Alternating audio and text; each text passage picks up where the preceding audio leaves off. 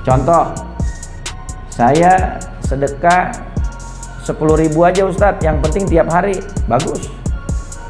Yang satu lagi bilang, Ustadz, saya kepengen yang besar, saya kepengen 100.000, saya rutin setiap hari. Itu lebih cakep. Kalau bisa besar istiqomah, banyak istiqomah, itu lebih baik. Cuman kadang-kadang kan setan bisikin manusia begitu. Orang pengen sedekah 10.000, setan bisikin, ya 10.000 lu sedekah dapat apaan? Paling air mineral doang. Mau beli makan juga nggak dapat apa-apa. Udah mendingan ntar aja lu sedekahnya, kalau udah banyak duit baru lu sedekah 10 juta. Setan bisikinnya begitu, biar kita berpaling daripada kebaikan. Akhirnya pas punya duit, sedekah 10 juta kagak, sedekah ceban juga kagak. Banyak yang begitu, banyak. Makanya di saat kita mau bersedekah, ketika setan bisikin kita untuk menggagalkan sedekah kita, maka cara yang paling ampuh untuk melawannya adalah jadiin sedekahnya. Kita pengen sedekah nih, bakal masjid 500.000, tiba-tiba setan bisikin, daripada bakal masjid 500.000 mendingan lu kasih makan anak bini lu. Kadang-kadang setan ngebisikinnya begitu, suka ngebenturin kebaikan sama kebaikan. Kata ulama, al khair la yamnaul khair. Kebaikan itu nggak bisa mencegah seseorang untuk mengerjakan kebaikan yang lain. Jadi jangan pernah membandingkan kebaikan dengan kebaikan. Ada orang nanya, Ustadz, lebih mending mana orang baca Quran sama sholawat? Lebih mending mana orang berzikir menyebut nama Allah dengan bersolawat menyebut nama Nabi? Nah, ini nggak boleh dibanding-bandingin. Masing-masing punya keutamaan dan keistimewaan yang besar di sisi Allah Subhanahu wa Ta'ala. Dan ngebandinginnya tuh nggak apple to apple, kebaikan sama kebaikan dibandinginnya. Kalau orang nanya, Ustadz, lebih mending mana baca Quran apa main HP? Ya baca Quran. Jelas perbandingannya. Betul nggak? Nah, orang sekarang kadang-kadang begitu, suka ditipu dengan bisikan-bisikan iblis, sehingga menyebabkan dia menggagalkan kebaikan yang ingin dia kerjakan. Maka kata guru-guru kami, para as-salafun as-shalihin, kalau di saat kita dibisiki syaitan untuk gagalkan kebaikan yang kita mau kerjakan, kerjakan itu kebaikan.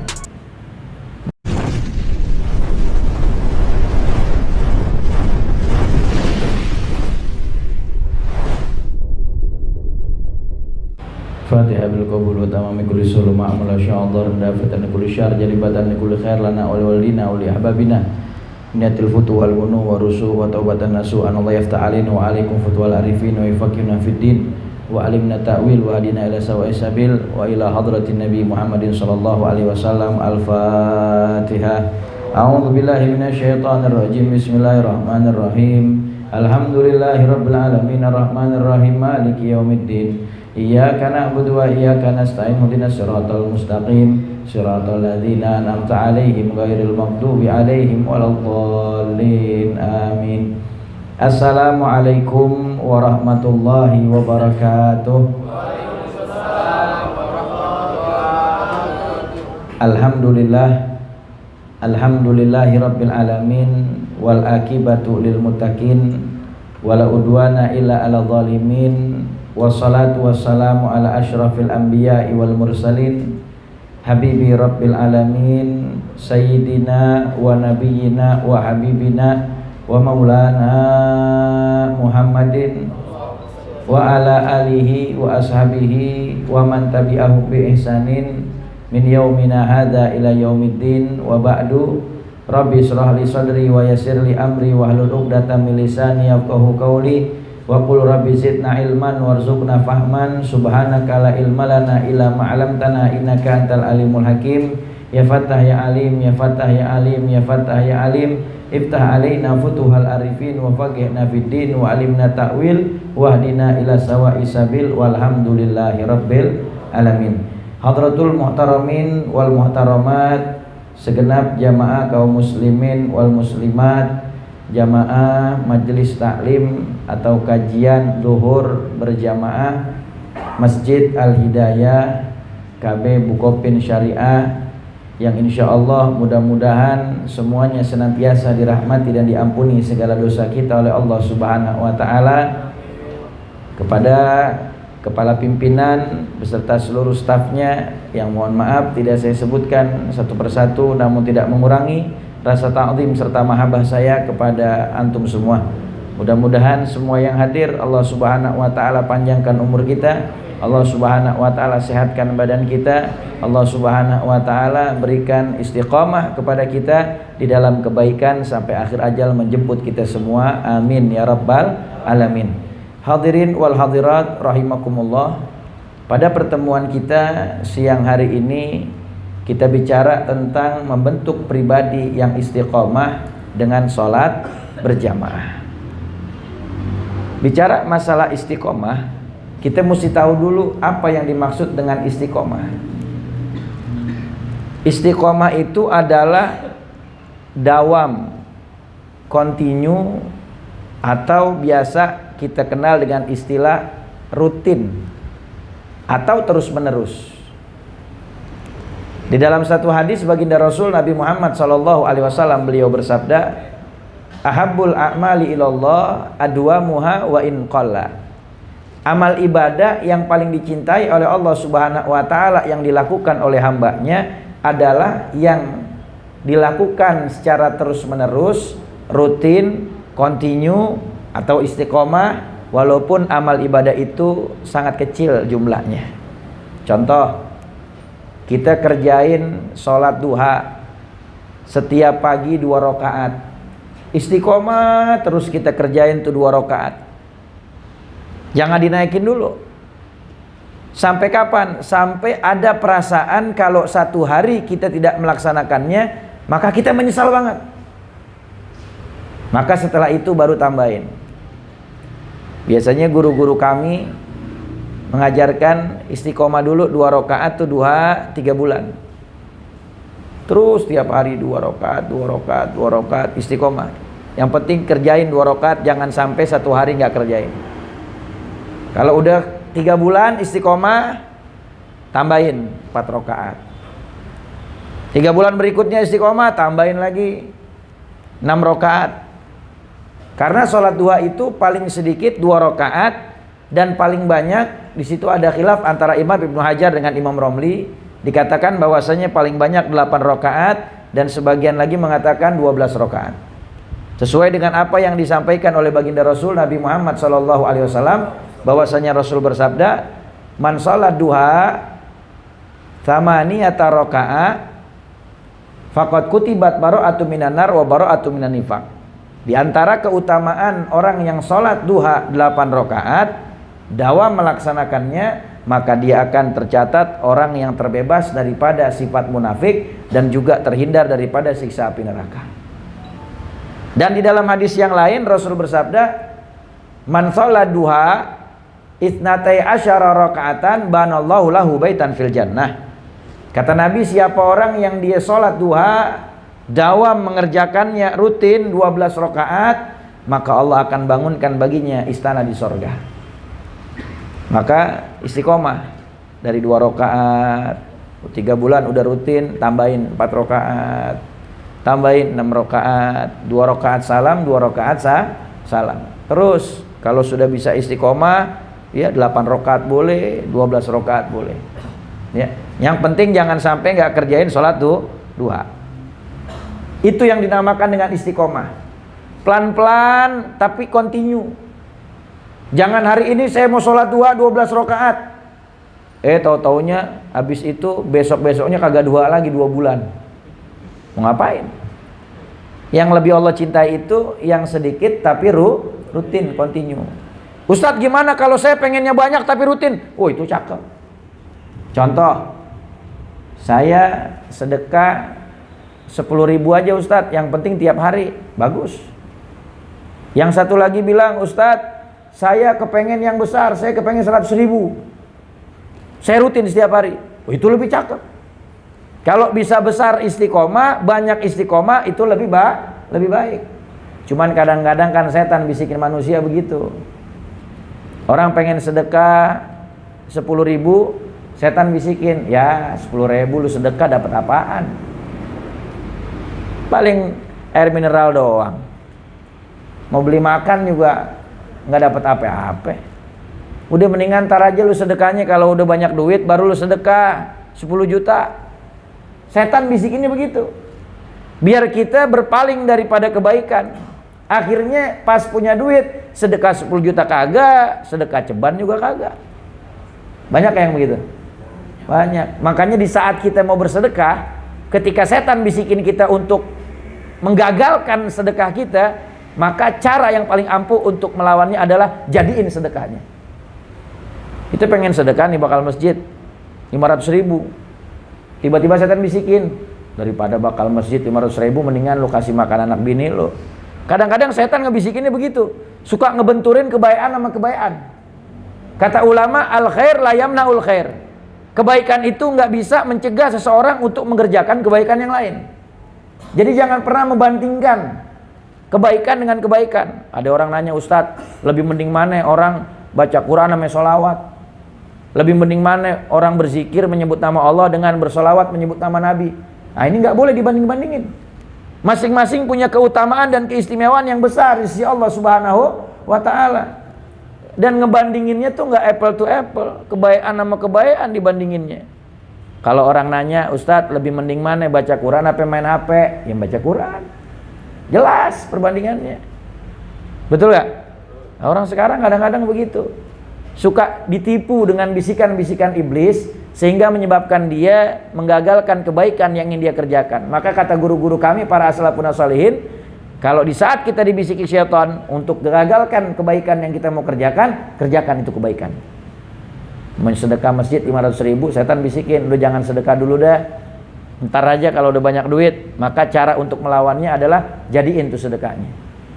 Itu yang dinamakan dengan istiqomah, dawam di dalam melaksanakan aktivitas rutin kebaikan. Apakah itu sholat berjamaah, apakah itu baca Al-Quran, apakah itu berzikir menyebut nama Allah, apakah itu bersolawat kepada baginda Rasul Nabi Muhammad SAW. Maka kegiatan ibadah yang positif itu dilakukan secara terus-menerus, rutin, kontinu, itu yang dinamakan dengan istiqomah. Cuman orang sekarang istiqomahnya beda. Istiqomah Ustadz, istri 3 dikontrakin rumah. Iya, yang pertama dibeliin, yang 3 yang lain dikontrakin. Iya. Istiqomah itu kita rutin dawam di dalam mengerjakan kebaikan. Jangan angot-angotan kalau kata orang Betawi. Kalau guru kita dulu bilang tuh, guru-guru Betawi bilang, ya, lu kalau ngaji jangan anget-anget tai kotok. Lagi rajin ngaji, sekalinya kagak ngaji, sampai ketemu 6 kali lebaran, nggak datang pengajian. Na'udzubillah, biar istiqomah. Nah, bagaimana kita membentuk pribadi yang istiqomah di dalam sholat berjamaah? Kita mesti tahu apa aja keutamaan dari sholat berjamaah biar kita bisa istiqomah. Salah satunya kan yang bikin kita jadi istiqomah di dalam mengerjakan satu ibadah atau kebaikan adalah janji dari Allah Subhanahu wa Ta'ala. Selain yang pertama mengharap ridha Allah, yang keduanya kita mengharapkan kebaikan-kebaikan yang diberikan oleh Allah Subhanahu wa Ta'ala. Dan orang yang melaksanakan sholat berjamaah itu punya kemuliaan yang besar, hadirin. Di dalam satu hadis yang diriwayatkan oleh Imam Ibnu Nasr, baginda Rasul Nabi Muhammad SAW, beliau bersabda, khamsu sholawat man hafidha alaihinna kanat lahu nuran wa burhanan wa najatan yaumal qiyamah. Kata Rasulullah, siapa orang yang dia mengerjakan sholat 5 waktu, dia jaga itu sholat 5 waktu, dia kerjakan di awal waktu, tidak dia tunda-tunda apalagi dia tinggalkan, maka niscaya Allah akan berikan baginya yang pertama cahaya, yang kedua baginya bukti, yang ketiga baginya kemenangan nanti di hari kiamat. Tuh, Nabi pesenin orang yang sholat 5 waktu di awal waktu, tidak dia tunda apalagi dia akhirkan, apalagi sampai dia tinggalkan gara-gara urusan dunia, maka Allah jaminkan, kata Nabi, 3. Yang pertama, dia dapat cahaya di dunia dan di akhirat, hidupnya diberikan petunjuk oleh Allah Subhanahu wa Ta'ala, dan dia juga mendapatkan bukti, burhanan, bukti bahwa dia adalah hamba Allah Subhanahu wa Ta'ala yang menjalankan perintah Allah. Dan yang ketiga, wa najatan yaumal qiyamah, dan mereka juga orang yang sholat 5 waktu, dia jaga sholat itu, dia kerjakan di awal waktu, maka niscaya dia akan mendapatkan kemenangan nanti di hari kiamat. Di hari kiamat tuh hari yang mencekam. Matahari seukuran busur panah di atas kepala manusia. Dalam riwayat sepenggalah. Ada yang tenggelam dengan keringatnya semata kaki, ada yang selutut, ada yang sepinggang, ada yang sedada, ada yang tenggelam semua, tergantung amal ibadahnya semasa di dunia. Bayangin sekarang aja di dunia nih, matahari berjuta-juta mil jauhnya dari kita, kita panas keringetan. Bahkan kalau kata orang tua dulu, ini panas sampai penter banget, lepek sampai kebol-bol, kan begitu. Kenapa? Karena memang panas. Itu di dunia segitu jauhnya matahari, apalagi ntar di padang mahsyar. Semua umat berlari kepada nabi mereka masing-masing. Umatnya Nabi Adam datang kepada Nabi Adam, umatnya Nabi Nuh datang kepada Nabi Nuh. Semua minta syafaat pertolongan, tapi semua nabi berkata, nafsi-nafsi sendiri-sendiri. Akhirnya semua umat berangkat kepada Nabi Muhammad SAW. Ketika itu mereka minta syafaat Rasulullah, dan Rasulullah bilang, analah, aku yang akan memberikan kalian syafaat. Maka Rasulullah sujud di bawah arsy Allah Subhanahu wa taala, dan Allah wahyukan kepadanya, Allah ilhamkan kepadanya pujian-pujian yang belum pernah dibaca oleh siapapun. Ketika itu Nabi baca pujian tersebut, Allah katakan kepada baginda Rasul Nabi Muhammad, ya Habibi Muhammad, wahai kekasihku Muhammad, irfa ra'sak, angkat kepalamu, wasal tu'ta, minta akan dikabulkan, wa qul yusma, ucapkan akan didengarkan, isfa tu syafa, beri syafaat kepada siapa yang kau kendaki, maka akan diberikan izin untuk mensyafaati mereka. Shallu ala Nabi Muhammad. Rasulullah nanti akan syafaat kita pertolongan. Maka orang-orang di Yaumul Mahsyar nanti mencekam. Kata ulama, orang yang dibangkitkan dari kubur, pada saat mereka berjalan, mereka bingung mau meletakkan kakinya di mana, karena di bawah kakinya udah berjuta-juta kaki orang bertumpuk-tumpuk. Dari mulai umat yang pertama, umat yang Allah ciptakan, dari umatnya Nabi Adam sampai yang paling terakhir umatnya baginda Rasul Nabi Muhammad. Bayangkan betapa dahsyatnya itu padang mahsyar. Antriannya juga lama, sampai ada yang berteriak. Di dalam kitab sirah dikatakan, kami nggak sanggup lagi di padang mahsyar, keluarkan kami dari sini, sekalipun harus dilemparkan ke neraka.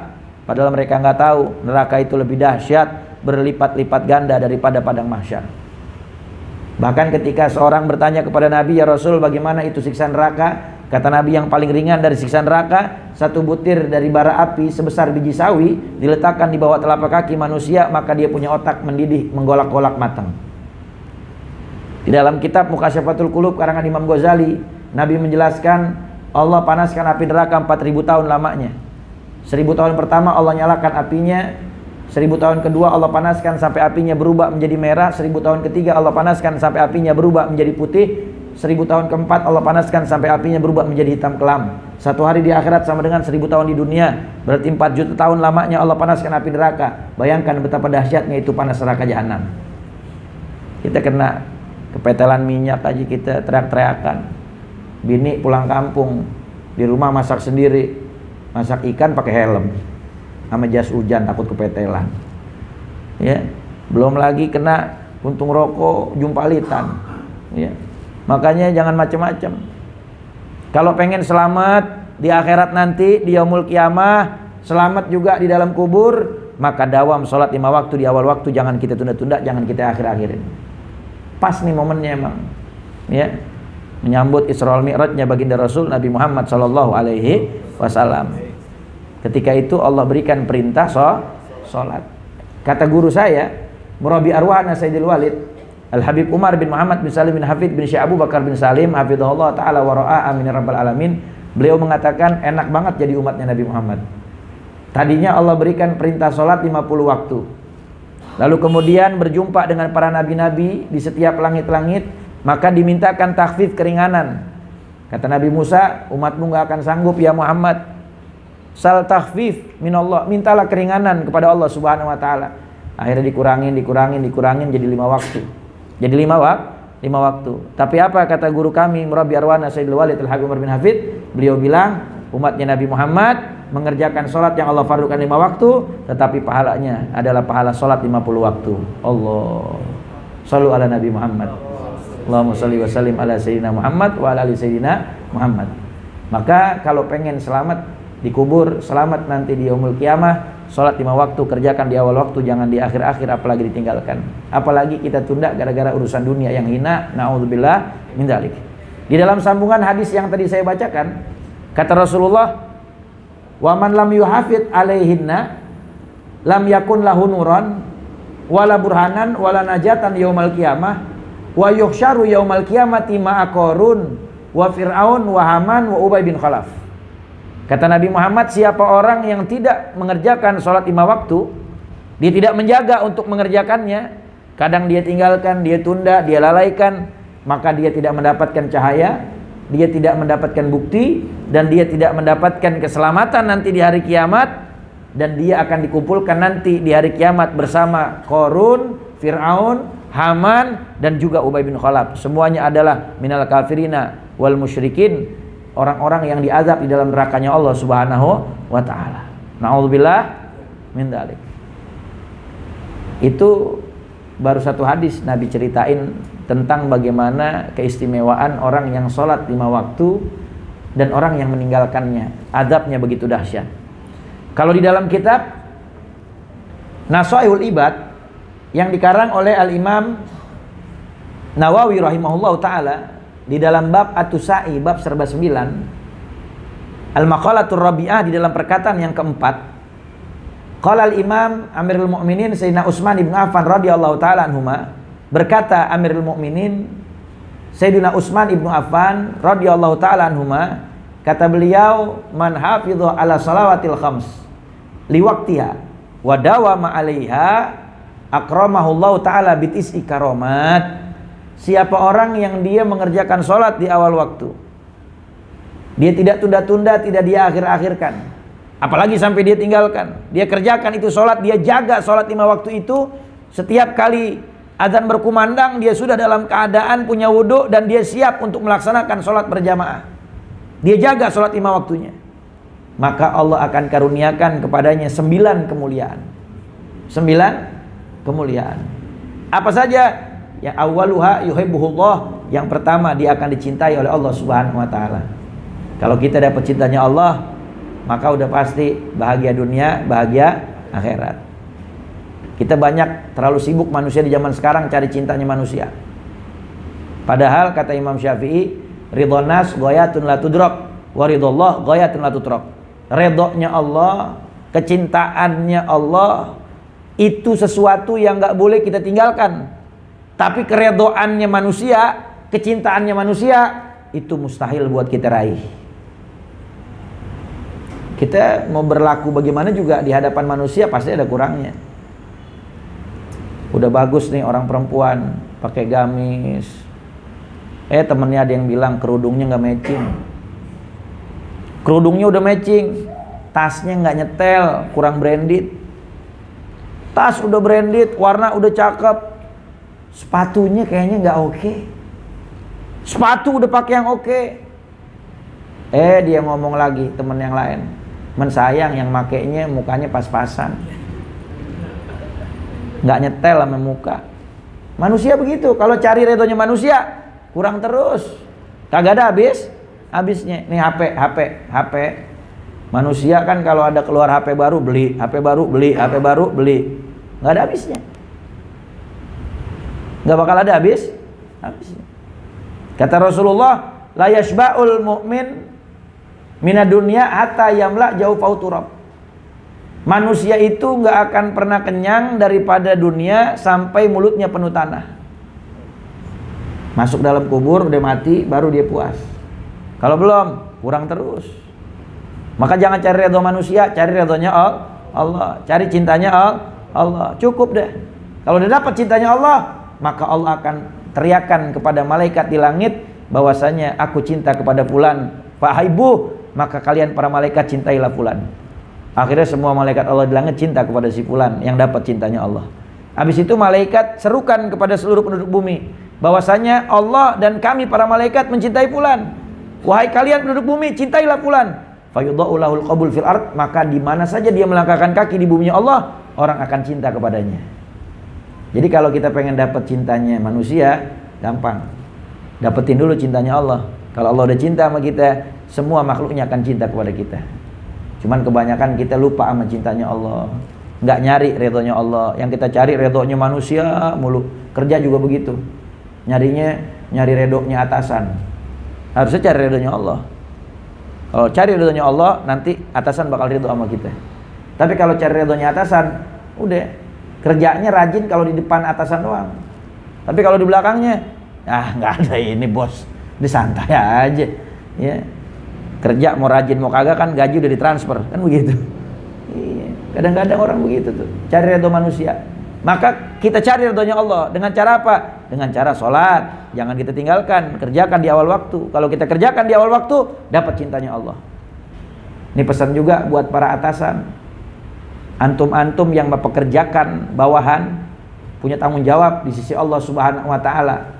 Kalau yang dipekerjakan adalah orang-orang muslimin wal muslimat, maka izinkan mereka untuk mengerjakan sholat di waktu-waktu sholat. Mohon maaf, karena hampir kebanyakan pertanyaannya nggak jauh-jauh lagi. Guru, saya kerja nih, tempat kerja saya kalau izin buat sholat susah banget, nggak dikasih. Ya udah lu izin ke WC aja, dikasih gak? Dikasih. Ya udah lu izin ke WC, lu sholat sono. Man sholatnya di masjid, apa enggak di ruangan, jangan di WC. Ya. Kadang-kadang orang begitu. Kalau izin buat sholat susah, tapi kalau izin buat ke kamar mandi, buat makan, setengah jam. Sholat 5 menit. Makanya kalau karyawannya pada rajin sholat berjamaah, insya Allah perusahaannya berkah dan lancar rezekinya. Pasti. Karena yang punya urusan, yang punya rezeki Allah. Jangan perintahnya kita tunda-tunda, tapi rezeki kita pengennya cepat. Maka cari cintanya Allah Subhanahu wa taala. Ini yang pertama. Lalu kemudian yang kedua, wa yakunu badanu shaihan. Orang yang istiqomah, dawam mengerjakan sholat di awal waktu, maka Allah akan karuniakan kepadanya kemuliaan yang kedua, badannya sehat. Badannya sehat. Lihat orang-orang tua kita yang pada rajin ke masjid, sholat berjamaah, umurnya udah pada tua, 70, 75, 81, seger aja badannya. Bener. Apa aja dimakan? Ya kagak ada pantangannya. Kenapa? Sholat 5 waktunya rajin, berjamaah di masjid. Ini orang sekarang umur masih pada muda, nyakitan mulu, bentar-bentar asam urat, kolesterol, darah tinggi, apalagi gula, apalagi macam-macam. Ya, sholatnya kagak, ditunda-tunda mulu, gara-gara urusan dunia. Naudzubillah min dzalik. Hati-hati. Kalau pengen badan kita sehat, salah satunya sholat dawam di awal waktu. Kerjakan, jangan kita tunda, apalagi kita tinggalkan. Karena di dalam gerakan sholat itu ada yang namanya kesehatan. Semua anggota tubuh kita diperintahkan oleh Allah Subhanahu wa taala untuk bergerak, dari mulai takbir, lalu kemudian lagi berdiri, lalu kemudian ruku, i'tidal, sujud, ya. Maka itu yang namanya darah akan mengalir dengan baik. Tapi orang yang sering sakit kepala, kata para ulama dikatakan kurang sujud. Coba banyakin sujud, deketin diri sama Allah Subhanahu wa taala, maka hilang sakit kepalanya. Makanya orang yang sholat badannya sehat. Tapi lihat orang yang kagak sholat, sholat yang ditunda-tunda, apalagi ditinggalkan, nyakitan mulu. Ya, maka kerjakan sholat di awal waktu. Yang ketiga, kata Sayyidina Utsman bin Affan, orang yang dia dawam mengerjakan sholat di awal waktu, maka niscaya Allah akan karuniakan kepadanya wa tanzilul barakatu fi darihi. Allah akan cucurkan dan curahkan limpahan rahmat di dalam rumahnya. Makanya kalau sholat laki-laki, kalau sholat fardu, yang afdolnya laki-laki itu berjamaah di masjid. Berjamaah di masjid.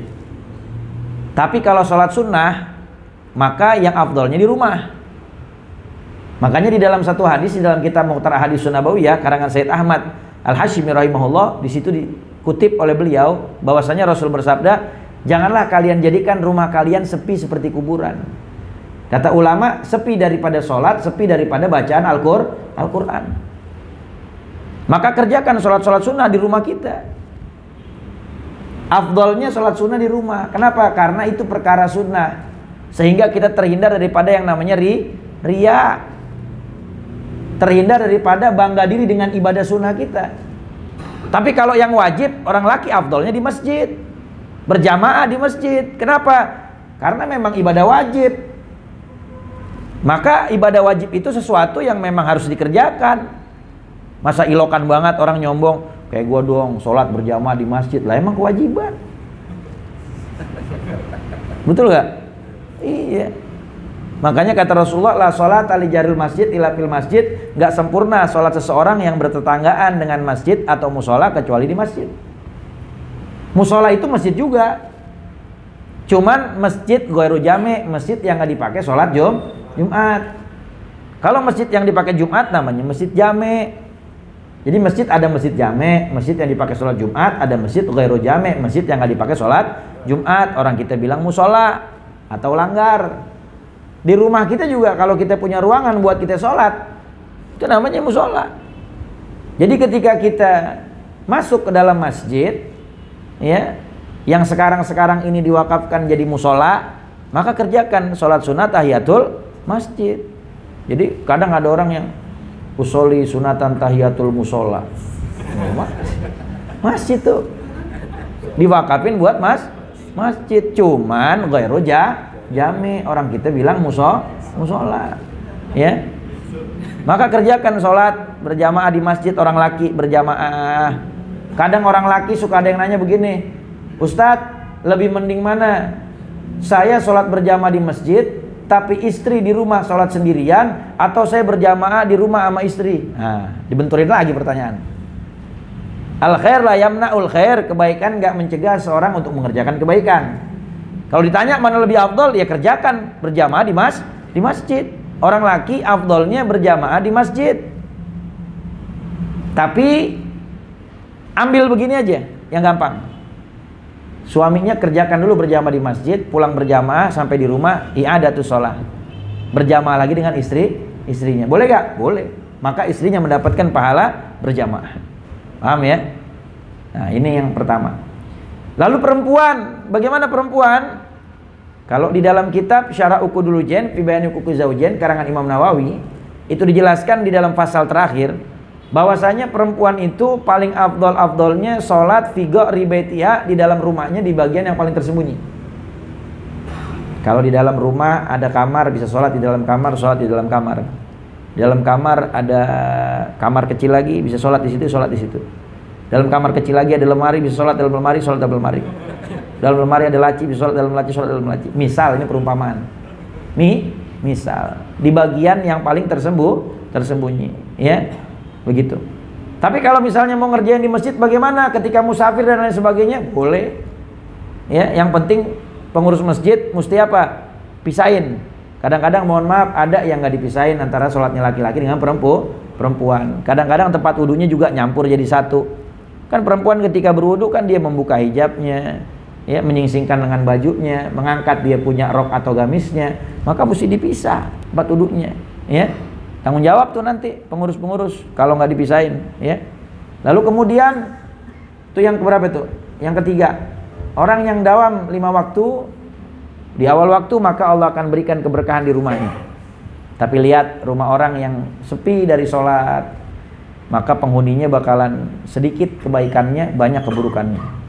Na'udzubillah min dzalik. Pernah gak masuk ke rumah orang, walaupun rumahnya kecil, kontrakan 3 petak, pas masuk adem banget, padahal tuh rumah gak pakai AC, tuh rumah gak pakai kipas angin, adem banget, ya.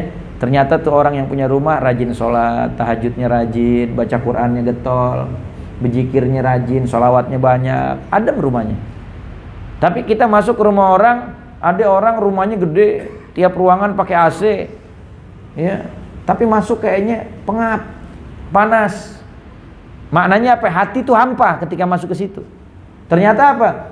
Sholat kagak, ngaji kagak, maksiat iya, ya. Na'udzubillah min dzalik. Makanya orang yang dawam 5 waktu dan dia selalu menghidupkan rumahnya dengan sholat, maka Allah turunkan keberkahan di rumahnya. Lalu kemudian yang keempat, wa yadhar siyamus shalihin ala wajih. Orang yang dia selalu senantiasa dawam mengerjakan sholat 5 waktu, maka Allah akan tampakkan cahaya yang soleh pada wajahnya. Allah akan tampakkan cahaya yang soleh pada wajahnya. Makanya lihat orang-orang soleh, orang-orang alim yang istiqomah, dia berjamaah 5 waktu, maka wajah mereka itu bercahaya. Kalau kita lihat, mengingatkan kita kepada Allah. Tapi orang yang kagak sholat, mukanya demek, Biar kata dia kulitnya putih, perawatan, pakai krim siang, krim malam, sabun cuci muka, ya, macam-macam dia pakai. Tapi kalau dia kagak sholat, maka mukanya gelap, nggak ada cahaya orang solehnya. Tapi kalau orang yang rajin sholat, maka wajahnya bercahaya, ngelihatnya kita adem, bawaannya kita ingat sama Allah. Pernah gak ngelihat muka orang yang begitu? Ya, lihat wajahnya para alim ulama, para guru-guru, para aslafun sholihin. Tapi kadang kita ada ngelihat muka orang yang ya Allah, kalau ngelihat kita bawaannya pengen kita timpuk aja. Ya. Ada yang begitu, yang nggak pada sholat, ya, nggak ada cahayanya. Na'udzubillah min dzalik. Yang kelima, wa tahrusul malaikah. Orang yang dawam mengerjakan sholat 5 waktu, maka niscaya mereka akan dijaga oleh malaikat Allah Subhanahu wa Ta'ala. Kemana aja? Selamat daripada bala bencana, dari musibah, dari mara bahaya, dari orang yang zalim, dari orang yang hasud, dari orang yang pengen keburukan ada pada kita. Kenapa? Di backup sama malaikatnya Allah. Kalau kita dijaga sama pengawal manusia, masih bisa lalai gak? Masih bisa luput gak? Masih bisa. Manusia malul khata wa nisyan, tempatnya salah dan lupa. Iya. Tapi kalau yang jaganya malaikat, nggak bakalan ada tuh yang namanya bala bencana. Kenapa? Karena dijagain sama malaikat Allah Subhanahu wa Ta'ala. Lalu kemudian yang keenam, wa yalinullahu qalbuh. Kata Sayyidina Utsman, orang yang dia dawam sholat 5 waktu di awal waktu, maka Allah akan lembutin hatinya. Makanya suami-suami yang pada keras hatinya, bu, suruh pada sholat berjamaah ke masjid, biar lembut hatinya, biar nggak ngomel mulu, biar kagak sentak pongor mulu sama bini, biar nggak ngomel mulu sama anak-anak, biar hatinya lembut, biar nggak keras hatinya. Makanya sholat berjamaah 5 waktu. Jangan suka nunda-nunda, jangan suka mengakhir-akhirkan. Orang yang suka menunda-nunda, mengakhir-akhirkan sholat, biasanya hatinya keras. Hatinya keras. Orang kalau hatinya keras, kata Al-Imam Ibnu Ruslan dalam kitab Zubat, wa inna ab'ada nasi min rabbina rahimi qalbun qasi. Orang yang paling jauh dari rahmat Allah Subhanahu wa Ta'ala adalah orang yang hatinya keras. Kalau sudah jauh dari rahmat Allah, jangankan masuk surga, cium harum surga pun diharamkan oleh Allah Subhanahu wa Ta'ala. Na'udzubillah min dzalik. Yang ketujuh, kata Sayyidina Utsman bin Affan, wa yamuru ala sirat kalbar kilami. Orang yang dawam sholat 5 waktu berjamaah, maka dia akan melewati jembatan sirat seperti sambaran kilat sampai. Kalau di dalam kitab Jalalaul Afham, syarah kitab Aqidatul Awam yang dikarang oleh Sayyid Ahmad Al-Marzuki, ya, yang disyarahkan oleh Al-Imam Al-Muhaddis Al-Marhum Abuya Sayyid Muhammad bin Ali bin Abbas Al-Maliki, yang ditulis oleh murid beliau Abuya Ki Haji Ihya Ulumuddin, pimpinan Pondok Pesantren Nurul Haramain Fujon Malang. Itu diterangkan bahwasanya jembatan sirat itu adalah jisrun mamdudun alamat ni jahannam. Jembatan yang ada di atas neraka jahanam.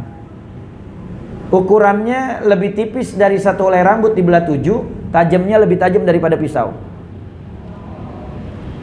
Ada yang berjalan dengan kedua kakinya, ada yang berjalan dengan lututnya, ada yang berjalan dengan perut dan wajahnya, ada yang lewat kalbar kilami, karbal kirkhatib seperti sambaran kilat, ada yang kalah mil basor seperti kedipan mata. Semua tergantung amal ibadahnya. Dan tidak sedikit, banyak yang baru berapa langkah disambar oleh kilatan api neraka dari bawah jembatan sirat, masuk ke dalam nerakanya Allah Subhanahu wa Ta'ala. Na'udzubillah min dzalik. Kalau pengen selamat lewat jembatan sirat, salah satunya kata Sayyidina Utsman, dawamin sholat 5 waktu di awal waktu berjamaah. Jangan tinggal. Jangan tinggal. Lalu kemudian yang ke-8, kata Sayyidina Utsman, orang yang dia dawam mengerjakan sholat 5 waktu berjamaah, maka niscaya dikatakan wa yunazziluhu fi jiwaril ladzina la khaufun alaihim wa lahum yahzanun. Maka mereka akan diberikan tempat yang mulia di surganya Allah Subhanahu wa Ta'ala. Diberikan tempat yang mulia di surganya Allah. Bertetangga dengan para nabi, bertetangga dengan para rasul, bertetangga dengan baginda Rasul Nabi Muhammad sallallahu alaihi wasallam. Yang ke-9, wa yunajjilahu ta'ala minan nar, dan dipastikan dia akan selamat daripada siksa neraka. Tuh kemuliaan orang yang dawam istiqomah 5 waktu berjamaah. Maka kita mesti tahu dulu kemuliaan-kemuliaan yang Allah kasih buat orang yang berjamaah, biar kita bisa semangat istiqomah. Mudah-mudahan semua karunia kemuliaan yang Allah berikan ini kepada orang yang 5 waktu berjamaah, maka ini bisa kita pahami dan kita amalkan dalam kehidupan sehari-hari, dan istiqomah kita bisa mengamalkannya. Amin ya rabbal alamin. Dan pesan dari saya sebagai tambahan, kata Rasulullah, sesungguhnya Allah Subhanahu wa taala itu menerima salat seseorang hambanya tergantung kadar kehusyuannya kepada Allah. Kalau dari mulai takbir sampai salam khusyuknya 50, ya pahalanya 50. Kalau dari takbir sampai salam kehusyuannya 30, pahalanya 30. Kalau dari mulai takbir sampai salam kehusyuannya 100%, mengingat Allah, hadir hatinya, maka niscaya pahalanya full. Tapi kalau dari mulai takbir sampai salam dia hanya memikirkan urusan dunia, tidak ingat kepada Allah, maka niscaya pahalanya nggak ada, sia-sia. Makanya kata Rasulullah, kam min musallin, berapa banyak orang yang sholat, laisa lahu min sholatihi ila ta'ab, berapa banyak orang yang sholat tapi sholatnya nggak ada pahala, cuma capek doang. Makanya kata Imamul Haddad, Sahibur Ratib, Qutbil Irsyad, wa Gausil Ibad wal Bilad, Al-Habib Abdullah bin Al-Haddad, di dalam kitabnya An-Nasaihu Diniyah wal Wasaya Limaniyah, beliau katakan sholat itu terbagi dua. Ada suratun dhahirah, ada suratun dhahirah, ada hakikatun batinah. Yang pertama suratun dhahirah, gambaran yang nampak di dalam sholat. Contohnya apa? Takbir, baca Fatihah, baca surat, ruku, i'tidal, lalu kemudian sujud, duduk di antara dua sujud, salam, itu semua hanyalah gambarannya sholat. Tapi yang kedua, hakikatun batinah, yaitu hakikat batin yang tersembunyi di dalam sholat itu sendiri. Apa? Khusyuknya kita kepada Allah, hadirnya hati di saat kita sholat, mengingat Allah, mentadaburi setiap makna ayat yang kita baca, dan kita betul-betul menghamba di hadapan Allah Subhanahu wa taala. Itu yang inti daripada sholat itu sendiri. Nah, kebanyakan orang sekarang suratun dhahirah, gambarannya aja, tapi hatinya ngawang kemana-mana. Lagi sholat, Allahu Akbar, kunci lupa naruh, ingat. Betul gak? Utang orang sama kita lupa, ingat. Utang kita sama orang, wah itu mah sampai kiamat gak bakal ingat. Na'udzubillah min dzalik. Makanya jadikan sholat kita jangan cuma gambaran sholat, tapi juga hakikatun batinah. Mudah-mudahan kita bisa mengamalkannya. Amin ya rabbal alamin. Wallahu a'lam bishawab. Ada pertanyaan, silakan, tafadhol.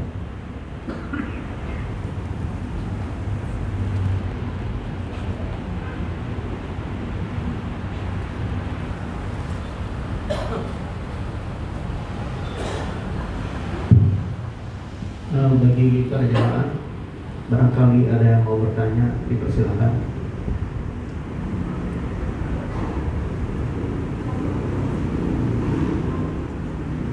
Ayo, ada pertanyaan, silakan, bapak-bapak, ibu-ibu. Assalamualaikum warahmatullahi wabarakatuh. Waalaikumsalam warahmatullahi wabarakatuh. Agak melebar ke tema, Ustaz, bagaimana kita agar doa kita cepat terkabul? Tipsnya gimana, Ustaz? Iya. Ya. Warahmatullahi wabarakatuh. Waalaikumsalam warahmatullahi wabarakatuh. Pertanyaannya bagaimana agar doa kita cepat dikabul? Jawabannya sebenarnya panjang, bisa 2,5 jam. Pernah satu ketika ada seorang tabi'in namanya Al-Imam Ibrahim bin Adham. Beliau ini lagi lewat di pasar Basrah. Ketika lagi lewat di pasar Basrah, banyak orang-orang berkerumun mendekat kepada beliau dan bertanya, "Wahai Imam Ibrahim bin Adham, antal ladzi taqul ud'ullaha wa antum muqinuna bil ijabah. Ud'ullaha astajib lakum.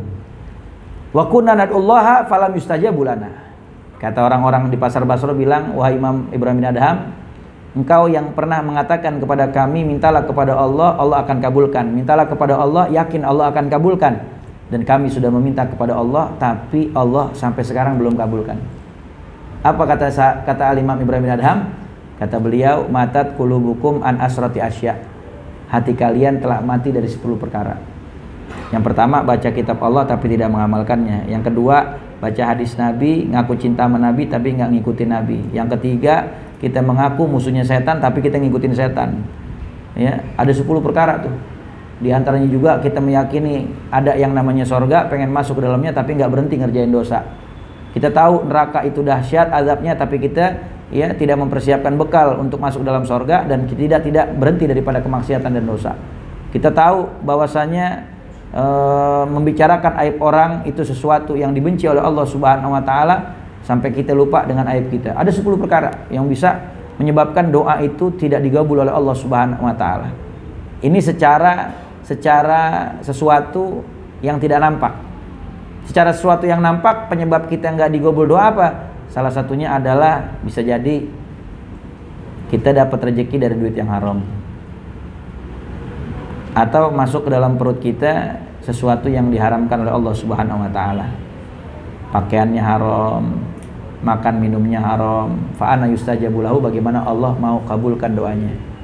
Ya, itu diantara penyebab-penyebab yang bikin doa kita nggak dijabah oleh Allah Subhanahu wa taala.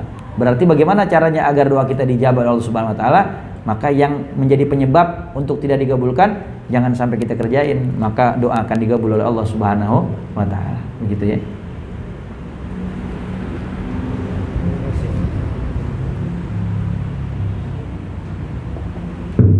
Terima kasih Ustaz atas jawaban dari pertanyaan. Untuk itu kita sudahi karena waktu sudah masuk jam 1. Untuk itu kami mohon Ustaz menutup dengan membaca doa. Bismillahirrahmanirrahim. Alhamdulillahirabbil alamin hamdan syakirin hamdan mazidah ya rabbana lakal hamdu lakal syukrul ma'bud kamin bagi di jalalil karim azim sultanik. Allahumma shalli wa sallim ala sayyidina Muhammadin wa alihi washabihi wa barik wa sallim ajmain.